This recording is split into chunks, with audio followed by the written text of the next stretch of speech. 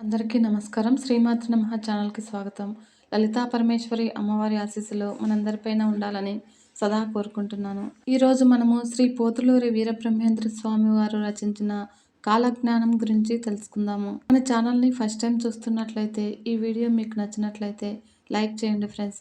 మరియు మన ఛానల్‌ని సబ్స్క్రైబ్ చేసుకొని సపోర్ట్ చేయగలరని భావిస్తున్నాను. ఇప్పుడు మనం చూస్తున్న విపరీత పరిణామాలు, దుర్ఘటనలు, ఆశ్చర్యకర సంఘటనల గురించి వేల సంవత్సరాల కిందటే వివరించిన మహాజ్ఞాని శ్రీమద్ విరాట్ పోతులూరి వీరబ్రహ్మేంద్ర స్వామి. ఆయన కర్నూలు జిల్లాలోని బనగానపల్లెలో జన్మించారు. ఆయన ఎప్పుడు పుట్టారు, ఎక్కడ పుట్టారు, కాలజ్ఞానాన్ని ఎప్పుడు సామాన్య ప్రజలకు వెల్లడి చేశారు అనే విషయాలపైన వాదోపవాదాలు ఉన్నాయి. ఏమైనా క్రీస్తు శకము 1600, 1610 మధ్యలో ఆయన జన్మించి ఉండవచ్చునని కొందరి అంచనా. పోతులూరి వీరబ్రహ్మేంద్ర స్వామి జీవితంలో ఎన్నో మహిమలు ప్రదర్శించినట్లు చెబుతారు. అయితే ఈ మహిమలు నిజంగా జరిగాయా లేదా అనే తర్కించే వారి విషయము పక్కన పెడితే, ఆయన చెప్పిన కాలజ్ఞానం మాత్రము భవిష్య సూచికగా అత్యధిక శాతము హిందువులు నమ్ముతారు. కురుక్షేత్ర యుద్ధం సమయంలో అర్జునుడు నీవు ఎవరివి అని శ్రీకృష్ణుడిని ప్రశ్నించినప్పుడు సర్వశక్తివంతుడైన కాలుడును నేను అని జవాబిచ్చాడు. కాలుడు చరాచర జగత్తును కబళించగలిగిన, సృష్టించగలిగిన శక్తి ఉన్నవాడు. భూత, భవిష్యత్, వర్తమాన కాలాలు కాలుని అధీనంలోనే ఉంటాయి మరియు సృష్టి మొత్తము కాలం అధీనంలోనే ఉంటుంది. కేవలం మహాజ్ఞానులకు, యోగులకు మాత్రమే ఈ కాలపురుషుని గురించి జ్ఞానం ఉంటుంది. అటువంటి యోగి శ్రీ వీరబ్రహ్మేంద్ర స్వామి వారు.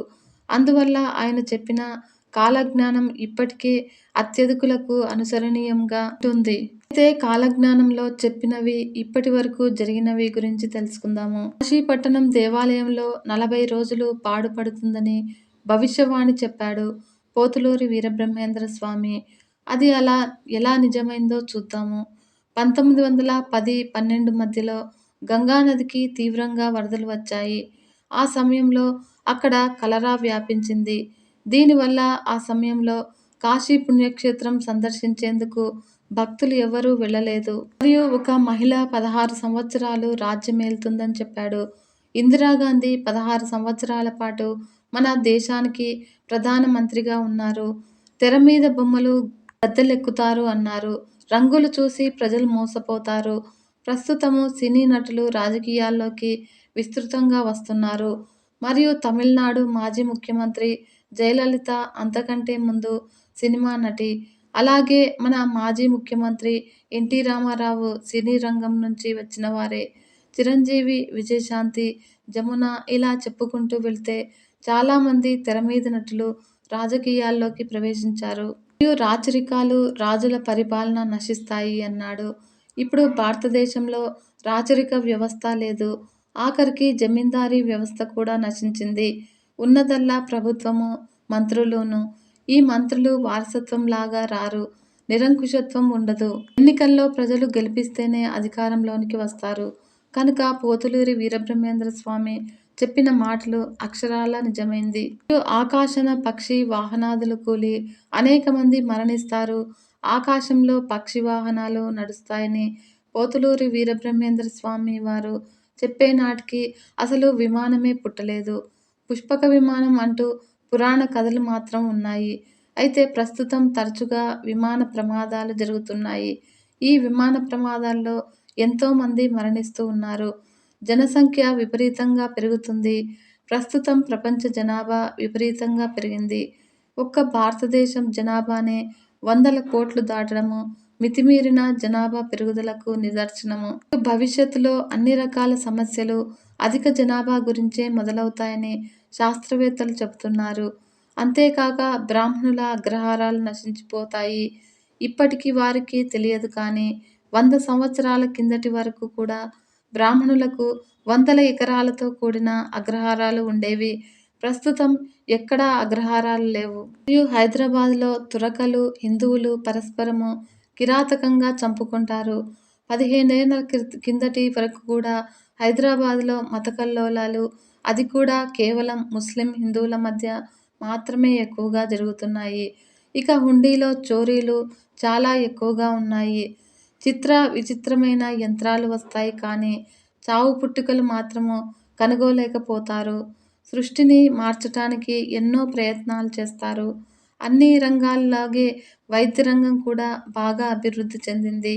మరియు కాలు విరిగితేనే రాడ్ వేస్తున్నారు. అసలు కాలే లేకుంటే కృత్రిమ కాలు పెడుతున్నారు.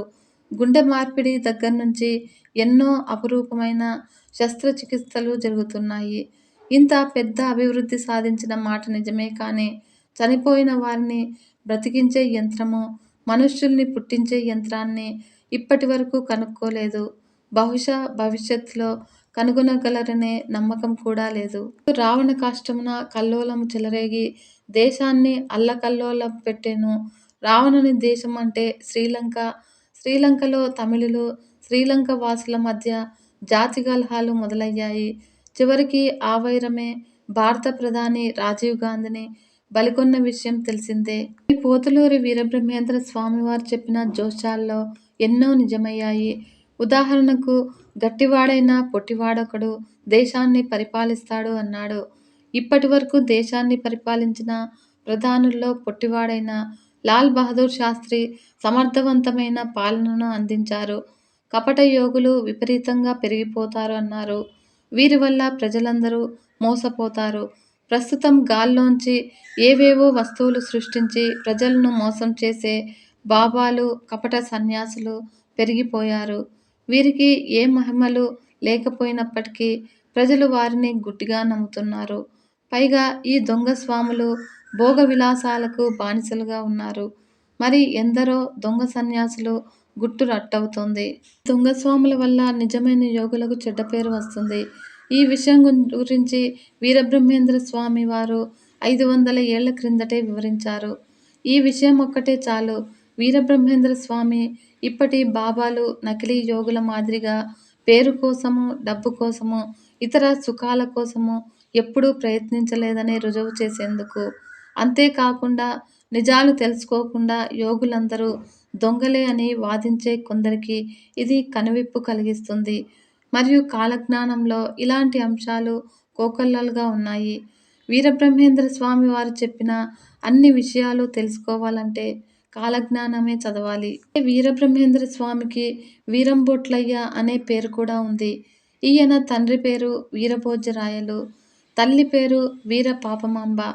8 సంవత్సరాల వయస్సు వచ్చేసరికే శ్రీ వీరబ్రహ్మేంద్ర స్వామికి అపారమైన విజ్ఞానం ఏర్పడింది. మరియు ఆధ్యాత్మికత గురించి ఎక్కువగా ఆలోచిస్తూ ఇతరులతో తక్కువగా మాట్లాడుతూ ఉండేవాడు. అద్భుత తత్వవేత్త. ఆదిశంకరాచార్యుల వలనే వీరబ్రహ్మేంద్ర స్వామివారు కూడా వివిధ విషయాలపై తాను జ్ఞానాన్ని సంపాదించడమే కాకుండా ఇతరులకు చెప్పేందుకు నిర్ణయించుకున్నాడు. అలా తండ్రి మరణించిన కొద్ది కాలం తర్వాత తన తల్లిని వదిలి వివిధ ప్రదేశాలను సందర్శించేందుకు నిర్ణయం తీసుకుని తల్లి అనుమతిని కోరాడు. తల్లి పుత్రప్రేమ వల్ల దీనికి అభ్యంతరం చెప్పింది. అప్పుడు వీరబ్రహ్మేంద్ర స్వామివారు తల్లికి వివిధ రకాల విషయాల గురించి జ్ఞానాన్ని అందజేశాడు. శాశ్వతమైన ఈ దేహం కోసము, బంధాలు అనుబంధాల కోసము ప్రతి క్షణము తప్పించడము వృధా ప్రయాస అని తెలియజెప్పాడు. మరియు శరీరతత్వం ఎలా ఉంటుంది?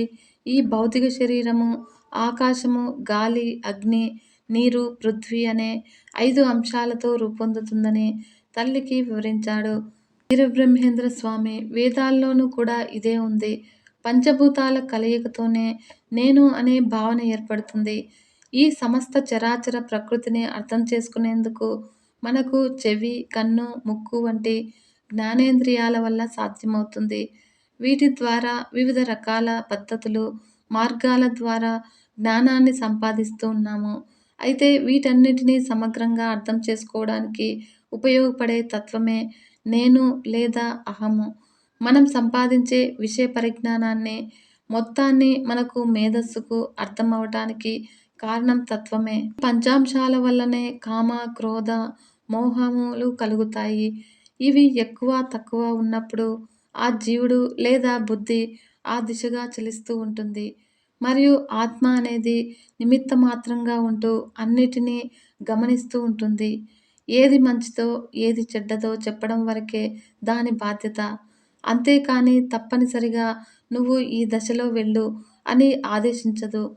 మరియు ఈ విషయము బుద్ధి అధీనంలో ఉంటుంది. బుద్ధి కర్మ అధీనంలో ప్రవర్తిస్తుంది. అందుకే బుద్ధి కర్మానుసారిణి అని పెద్దలు చెప్తారు. కనుక భౌతికంగా ఎంతటి గొప్పవాడైనా సరే కర్మ నుండి తప్పించుకోలేడు. శ్రీకృష్ణుడు అంతటి మహాయోగి చివరికి ఒక బోయవాని బాణపు దెబ్బకు అడవిలో మరణించాడు. ఈ విషయాన్ని ఎవరు గ్రహిస్తారో, పరబ్రహ్మను ఎవరు ధ్యానిస్తారో వారికి దుఃఖం తగ్గుతుంది అని తల్లికి వివరించాడు. మరియు వీరబ్రహ్మేంద్ర స్వామి వారు తర్వాత ఈ జనన మరణ చక్రాన్ని శాశ్వతంగా విడిపోయేందుకు, మోక్షాన్ని సాధించేందుకు, పరబ్రహ్మను చేరుకునేందుకు ధ్యానం ఒక మార్గమని చెప్పాడు పోతులూరి వీరబ్రహ్మేంద్ర స్వామి. అదే బ్రహ్మంగారు చేసే కొన్ని పనులు వినేందుకు చాలా విచిత్రంగా ఉండేవి. ఆయన ఒకవైపు కొండ గుహలో కూర్చుని కాలజ్ఞానం రాస్తూ ఉండేవారు. మరోవైపు పశువుల కాపరిగా తన బాధ్యతను నిర్వర్తించేవారు. తల్లిని వదిలి పుణ్యక్షేత్రాలు చుట్టి వచ్చేందుకు బయలుదేరిన వీరబ్రహ్మేంద్ర స్వామి బనగానపల్లెకు చేరారు. ఆ రోజు పగలంతా ప్రయాణం చేయడంతో బాగా అలసిపోయారు. మరియు రాత్రికి ఆ ఊరిలోని ఒక ఇంటి వద్దకు చేరారు. నిద్రా సమయము ఆసన్నం కావడంతో అక్కడున్న అచ్చమ్మ అనే స్త్రీ ఇంటి ముందుకున్న అరుగుపై నిద్రకు ఉపక్రమించారు. మరుసటి రోజు పొద్దున్నే అచ్చమ్మ గారు తన ఇంటి అరుగు మీద పడుకున్న వీరబ్రహ్మేంద్ర స్వామిని చూశారు. ఈ సన్యాసి ఎవరో అని కుతూహలం కలిగి ఆయనను వివరాలు అడిగారు. తాను బతుకుతెరువు కోసము వచ్చానని, ఏదో ఒక పని చేయదలిచానని చెప్పగా, ఇప్పుడు తన దగ్గర ఉన్న గోవులను తోలుకెళ్ళమని చెప్పింది అచ్చమ్మ. ఆ గోవుల కాపరిగా మారిన వీరబ్రహ్మేంద్ర స్వామి ఆవులను తీసుకుని దగ్గరలో ఉన్న రవ్వలకొండ దగ్గరకు వెళ్ళాడు. ఎంతో ప్రశాంతంగా ఉన్న ఆ వాతావరణము ఆయనను ఎంతో ఆకర్షించింది. మరియు ఆ ప్రదేశాన్ని కాలజ్ఞానం రాసి అందరికీ తెలియజెప్పేందుకు తగిన ప్రదేశంగా నిర్ణయించుకున్నాడు. ఒక గుహను తనకు యోగ్యంగా చేసుకున్నాడు. అలా ప్రతిరోజు గోవులను తీసుకువచ్చి వాటిని పొలంలో వదిలిపెట్టి మనసును కేంద్రీకరించి ధ్యానంలో మునిగిపోయేవారు. ఆ ధ్యానం వల్ల ఆయనకు రకరకాల అనుభవాలు కలిగేవి. వాటన్నింటినీ అక్షరరూపం కలిగించేవారు. కాలజ్ఞానాన్ని మొదలుపెట్టేందుకు నిర్ణయించుకున్న శ్రీ వీరబ్రహ్మేంద్ర స్వామి అక్కడ ఉన్న ఒక తాటి చెట్టు ఆకులను కోసుకుని కొండ గుహలో రాయడం మొదలుపెట్టాడు. అయితే తాను కాలజ్ఞాన గ్రంథం రాయడంలో నిమగ్నమయ్యే సమయంలో గోవులు అచ్చమ్మగారి పొలం దాటి వేరే వాళ్ళ పొలంలోకి వెళ్ళిపోతూ ఉండేవి. ఇలా జరగకుండా ఉండేందుకు ఒక పుల్లతో ఆ గోవుల చుట్టూ ఒక పెద్ద వలయం గీశాడు. ఆ వలయం దాటి మీరు ఎక్కడికి వెళ్ళవద్దు అని గోవులను ఆదేశించాడు. ఆ తర్వాత ప్రశాంతంగా తన కాలజ్ఞానాన్ని కొనసాగించారు. ఆ కాలజ్ఞానాన్ని ఒకేసారి చెప్పలేదు వీరబ్రహ్మేంద్ర స్వామివారు. రకరకాల సందర్భాల్లో వేర్వేరు వ్యక్తులకు తెలియజెప్పారు. అంతేకాకుండా చాలా భాగాన్ని ఒకచోట పాతిపెట్టారు. ఆ తర్వాత దానిపై చింత చెట్టు మొలిచింది. అలా కాలజ్ఞానాన్ని ఎందుకు పాతిపెట్టారు, ఇలా ఎందుకు చేశారు అనే దానికి మాత్రం ఇప్పటి వరకు జవాబు దొరకలేదు. ఒకరోజు మామూలుగా తన విధి నెరవేర్చేందుకు పశువులను తోలుకొని కొండకు బయలుదేరారు వీరబ్రహ్మేంద్ర స్వామివారు. యథాప్రకారము గోవుల చుట్టూ ఒక వలయం గీసి కాలజ్ఞానం రాసేందుకు తాటి ఆకులు, చెట్ల ముళ్ళు కోసుకొని కొండ గుహలోకి వెళ్ళిపోయారు వీరబ్రహ్మేంద్ర స్వామి. ఆయనను అనుసరిస్తూ వచ్చిన అచ్చమ్మ గారు ఇదంతా చూసి ఒక అద్భుతాన్ని చూసిన విధంగా ఆశ్చర్యంలో మునిగిపోయింది. తన దగ్గర గోవుల కాపరిగా పనిచేస్తున్న వీరబ్రహ్మేంద్ర స్వామి ఒక జ్ఞాని అని అప్పుడు తెలుసుకోగలిగింది అచ్చమ్మ. కానీ గుహలోకి వెళ్ళి ఆయనతో మాట్లాడటానికి భయపడింది. తపస్సు చేస్తున్న మాదిరిగా కాలజ్ఞానాన్ని రాస్తున్న బ్రహ్మంగారి ఏకాగ్రతను భగ్నం చేసేందుకు ఆవిడ భయపడింది.